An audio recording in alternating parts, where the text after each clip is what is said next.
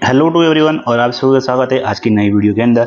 और आज हम डिस्कस करने वाले हैं हमारे वोकैबुलरी वीडियो की सीरीज का सेकंड पार्ट। तो प्लीज़ जिन्होंने अभी पार्ट 1 नहीं दिखाया है वो प्लीज़ जाके हमारा पार्ट 1 देख ले, जिससे कि आपको और नए वर्ड सीखने को मिले। ये हमारा पार्ट 2 है।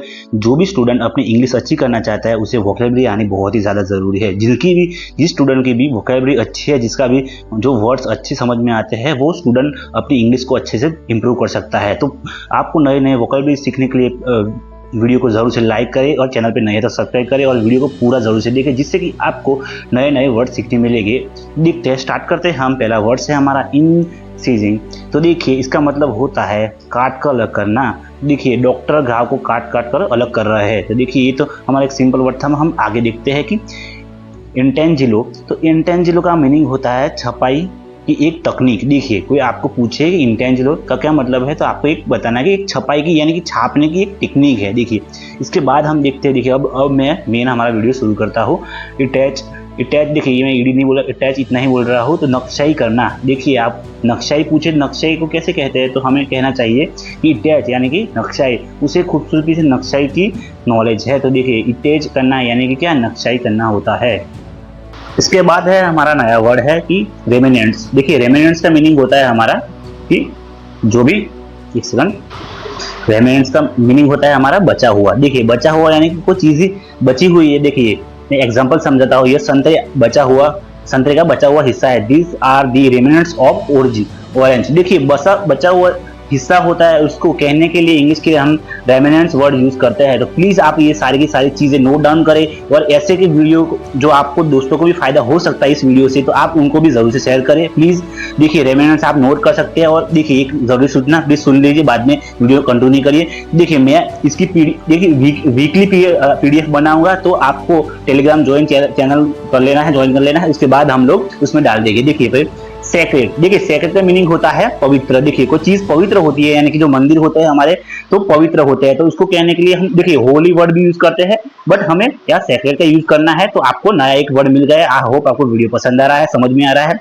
रेंजिंग। देखिए रेंजिंग एक वर्ड है कि पंक्तियों में रखना। देखिए पंक्तियों में रखना, इसका मतलब क्या होता है कि एक चीज को अच्छी लाइन से रखना। जैसे आप किताबें किस तरह एक से बाद एक लाइन में रखते हैं, तो उसके कहते हैं कि रेंजिंग, यानी कि रेंज में रखना एक तरह से। तो शी इज रेंजिंग बुक, यानी कि वो क्या कर रही है, किताबों को पंक्तियों में रख रही है, एक के बाद एक अच्छे से रख रही है। देखिए उसके बाद है हमारा बारबेर। देखिए ये वीडियो सिर्फ आपको एक वर्ड सिखा रहा है, वोकैबुलरी, नए नए वर्ड जो आपको डे टू डे लाइफ के अंदर यूज होते हैं। तो प्लीज वीडियो को पूरा जरूर से देखें, जिससे कि आपको बहुत अच्छे से फायदा होगा।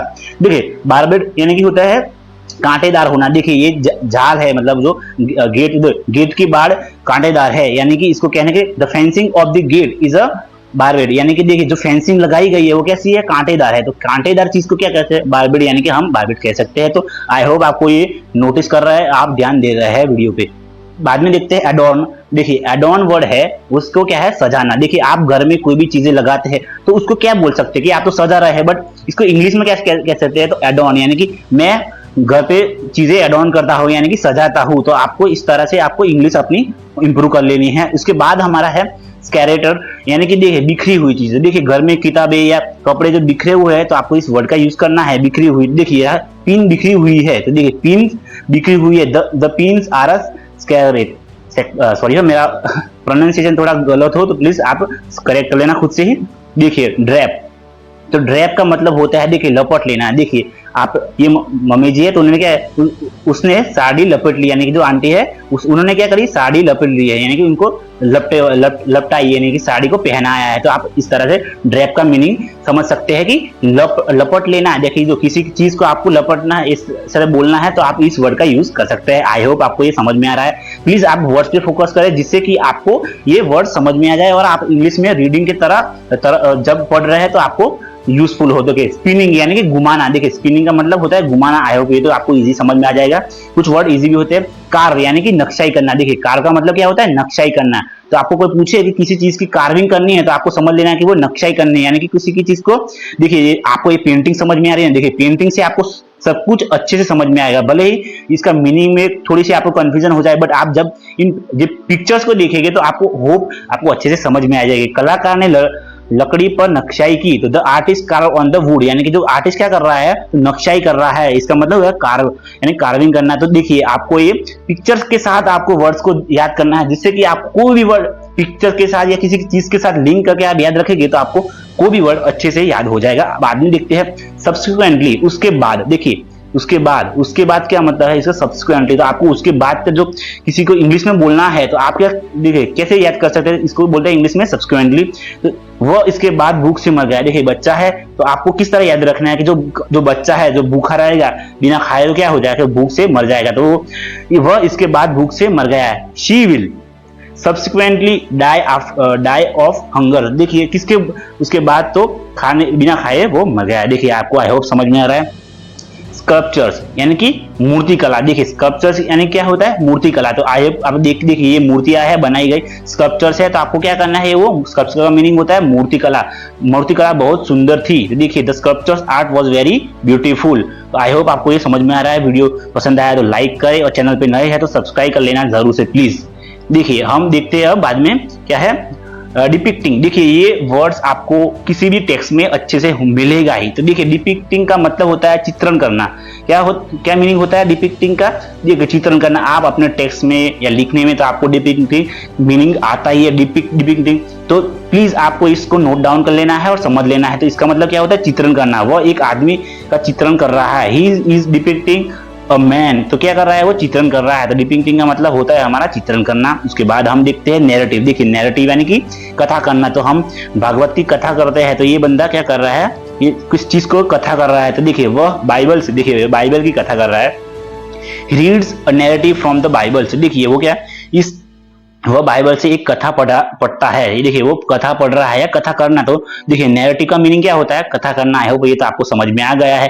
तो आपको क्या करना है, इससे लिंक करना है। ये जो पिक्चर है इससे आपको लिंक करके नैरेटिव का मीनिंग याद रखना है कि भाई जो नैरेटिव वर्ड आपके सामने आ जाए तो आपको याद करना है कि जो कोई बंदा कुछ पढ़ा के सुना रहा है और नैरेट कर रहा है यानी कि समझा रहा है वो, तो आपको मतलब क्या समझना है, नैरेटिव करना यानी कि नैरेट करना यानी कथा करना। देखिए उसके बाद है फाइनैलिटी। फाइनैलिटी का मतलब है हमारा रैखिक होने की अवस्था। तो देखिए इसका मीनिंग है आपको, देखिए इसको समझ लेना है, मतलब आपको ज्यादा फोर्स नहीं करना है, समझना है तो छोड़ दिए, इतना कुछ ज्यादा जरूरी नहीं है।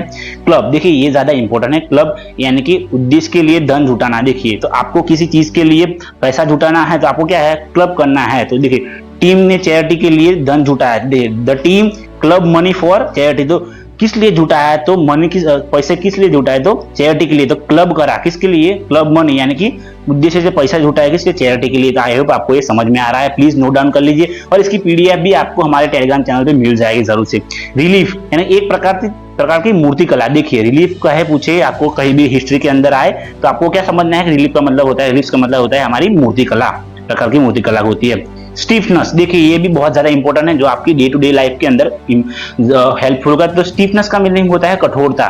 देखिए कठोरता, व्यायाम पैरों को कठोरता को कम करता है। देखिए व्यायाम क्या करता है, आपकी पैरों की कठोरता, यानी कि आपको कोई दर्द है तो क्या होता है, वो स्टीफनेस को कम करता है, यानी कि क्या करता है, कठोरता को, हार्डनेस होती है हमारी बॉडी में उसको कम करता है। आई होप आपको ये वीडियो समझ में आ रहा है। प्लीज वीडियो को लाइक करें, चैनल पे नए हो तो सब्सक्राइब करें और दोस्तों के साथ जरूर से शेयर करें जिनको भी ये भी नए नए वर्ड सीखने को मिले। मेरी स्टाइल ऐसी है तो प्लीज आपको इस तरह ही सीखना चाहिए। देखिए मैंने भी इस तरह से थोड़े थोड़े नए नए वर्ड सीखा है तो आप भी सीख सकते हैं। देखिए इसका नोटवर्थी, यानी कि देखिए नोटवर्थी का मीनिंग होता है ध्यान देने योग्य। देखिए कोई चीज है आपको इंपॉर्टेंट लगती है तो उसको क्या कह सकते हैं हम, नोटवर्थी, यानी कि ध्यान देने के योग्य है कोई, यह ध्यान देने योग्य है कि वह असफल रहा। देखिए वो असफल, कैच करने में असफल रहा, पर क्या वो ध्यान देने के योग्य है यानी कि वो नोटवर्थी है। देखिए आपको आपकी पढ़ाई नोटवर्थी होनी चाहिए, यानी कि ध्यान देने के योग्य होनी चाहिए, आपको ध्यान देना चाहिए। नोटवर्थी का मीनिंग होता है हमारा ध्यान देने योग्य। आई होप आपको ये समझ में आ गया है।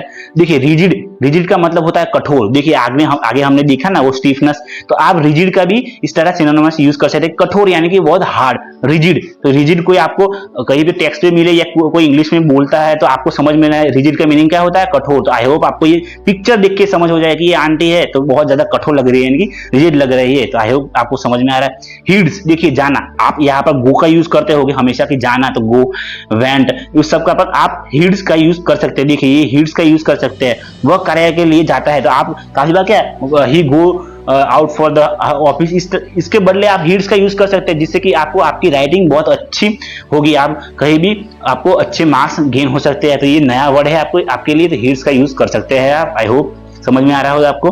फ्लैशियर, देखिए फ्लैशियर यानी कि क्या है, ज्यादा दिखावटी रूप में आकर्षित होना। देखिए फ्लैशियर यानी कि जो फ्लैशियर, देखिए आप पतंग होती है वो प्लास्टिक की पतंग, तो देखिए वो कैसी होती है, फ्लैशियर यानी कि वो ज्यादा चमकदार होती है, आकर्षक होती है। ये गाड़ी जिस तरह आपको दिख रही है, वो क्या है, मर्सिडीज की गाड़ी है, तो आपको कैसी दिख रही है, तो एक फ्लैशियर यानी कि है वो ज्यादा आकर्षक है। तो आपको क्या है, फ्लैशियर वर्ड का मीनिंग इस तरह होता है कि आपको आकर्षित होती है, वो फ्लैशियर ज्यादा आकर्षक दिखती है।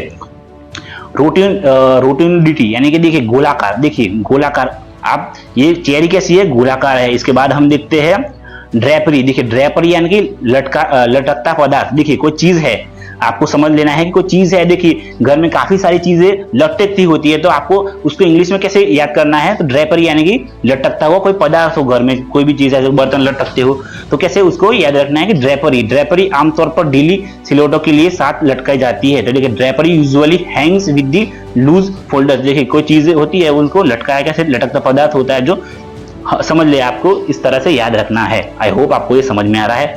एप्सिडल, देखिए आपको वीडियो के साथ साथ क्या करना है, नोट भी कर लेना है, और इसकी पीडीएफ तो आपको जरूर से मिलेगी। आई होप आपको वीडियो पसंद आ रहा है तो जरूर से लाइक करें और चैनल को सब्सक्राइब जरूर से कर लेना।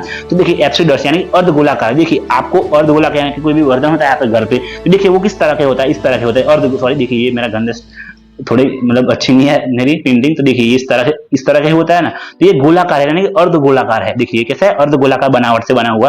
तो हमारा एप्सिडल यानी कि देखिए आपको पूछे कि आपके बर्तन किस आकार के होते हैं, तो आपको इंग्लिश में कहना है कि एप्सिडल होते हैं, यानी कैसे एप्सिडल आकार के होते हैं। देखिए ये जो महल है तो इस किस आकार का है, देखिए इस तरह के अर्धगोलाकार है, तो आपको समझ लेना है। ये प्राचीन काल की अपसाइडल वास्तुकला प्रसिद्ध था। तो देखिए अपसाइडल, ये अपसाइडल भी आप बोल सकते हैं इंग्लिश में। देखिए इसके बाद है कॉम्प्लेक्स यानी कि जटिल। देखिए जटिल यानी कि बहुत कॉम्प्लेक्स है, यानी कि देखिए यह संरचना, सॉरी मेरा हिंदी थोड़ा बुरा है तो ये इसको आप नेगलेक्ट करें। दिस स्ट्रक्चर इज कॉम्प्लेक्स, यानी कि जो स्ट्रक्चर है वो कैसा है, ये कॉम्प्लेक्स है, यानी कि बहुत जटिल है, आपको समझने में बहुत मुश्किल हो सकती है। इसको आपको इंग्लिश में समझने के लिए क्या ऐसे यूज कर सकते हैं, कॉम्प्लेक्स, ये कॉम्प्लेक्स चीज है। फेकेड यानी कि देखिए फेकेड का मतलब होता है इमारत का अग्रभाग। देखिए कोई आपसे पूछे कि ये इस इमारत के अगले भाग को क्या बोलते हैं, तो फेकेड बोलते हैं। इसके बाद हम देखते हैं पेट्रोन। देखिए पेट्रोन यानी कि नियमित ग्राहक तो हो सकता है, बट आपको उसके दूसरे अलग तरीके से भी समझ सकते हैं कि जो उसको ज्यादा पसंद करता है। या देखिए हम स्पॉन्सर वर्ड यूज करते हैं ना, आपको पता होगा स्पॉन्सर, तो आप पेट्रोन को वर्ड किससे लिंक कर सकते हैं, जो स्पॉन्सर होते हैं। देखिए स्पॉन्सर, तो आप स्पॉन्सर के साथ पेट्रोन को यूज कर सकते हैं, जिससे कि आपको पेट्रोन वर्ड याद रह जाएगा और आप इंटरलिंक कर सकते हैं। और इस बंदे के साथ यानी कि जो नियमित ग्राहक है, इस तरह से भी आप इस वर्ड को याद कर सकते हैं और समझ सकते हैं। देखिए इसके बाद है हमारा इंटरग्रेटेड। तो इंटरग्रेटेड का मतलब है एकीकृत होना। देखिए दो दोस्त एक साथ मिल रहे हैं तो उसको क्या बोल सकते हैं, इंटरग्रेटेड, यानी कि एकीकृत हो रहा है, एकीकृत करना। इस तरह से आप इस वर्ड को इस पिक्चर के साथ हम याद रख सकते हैं। आई होप आपको वीडियो पसंद आ रहा है। इसके बाद हम देखते हैं एडवोकेट यानी कि वकील। देखिए वकील, एडवोकेट यानी कि उसका पेशा है, तो एडवोकेट मतलब वकील होता है, और आप स्पॉन्सर की तरह भी इसको समझ सकते हैं। देखिए इस दो मीनिंग्स होते हैं हमारे एडवोकेट के। उसके बाद देखते हैं आउटवार्ड यानी कि बाहरी। देखिए एक्सटर्नल भी होता है इसका मीनिंग, और आउटवार्ड भी हम कह सकते हैं, यानी कि बाहरी। तो आपको बाहरी दबाव ने उसे परेशान कर दिया है, तो the outward pressure bother her. Bother का मीनिंग होता है परेशान करना। तो देखिए आपको एक नया वर्ड भी मिल गया, परेशान। आपको इससे खुद से नोट करके याद रख लेना है, आउटवर्ड यानी कि बाहरी। आई होप आपको एक नया जो वर्ड्स मिल रहा है आप उनको नोट कर रहे हैं और समझ रहे हैं। वीडियो पूरा जरूर से देखिए, आपको नए नए 20 से 25 वर्ड्स मिल जाएंगे। देखिए हेड गियर, तो देखिए हेड गियर का मतलब होता है सर का पहनावा। देखिए हम टोपी पहनते हैं या कुछ भी कैप लगाते हैं, उसको क्या बोलते हैं, देखिए इन लड़कियों ने क्या, इन्हें हेड गियर पहना है, यानी कि सर का प्रोटेक्शन करता है, तो इसको क्या बोलते हैं, हेड गियर। आपको पूछे कि टोपी को सारी की सारी जो चीजें होती है सर पे पहनने वाली, उनको क्या बोलते हैं, तो आपको बोलना है हेड गियर।